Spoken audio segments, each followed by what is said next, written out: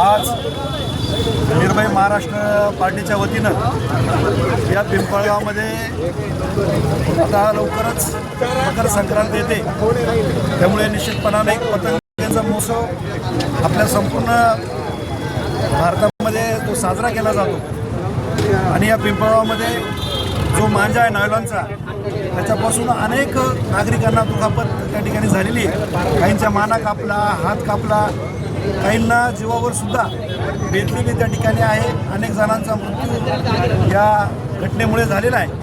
तरी मी सर्व नागरिकांना, विशेष करून तरुणांना आवाहन करतो पिंपळगावकरांना की आपण कुठल्याही प्रकारचा नायलॉनचा मांजा या काळामध्ये संपूर्ण नगर परिषदेच्या वतीनं करतो। त्याचबरोबर आमचे मित्र सुराडकर साहेब असतील आणि त्यांची सर्व निर्भय महाराष्ट्र टीम आहे, ते जर आपण बघू शकतो की गाडीला तार त्या ठिकाणी त्यांनी लावलेली आहे। ते स्वतःच्या खाचा सर्व गाड्यांना या पिंपळामध्ये तार लावतात, जेणेकरून तो दोरा या तारला आणि जो गाडी चालवतो त्याला कुठल्याही प्रकारची इजा होणार नाही। मी त्यांचं खूप खूप कौतुक करतो।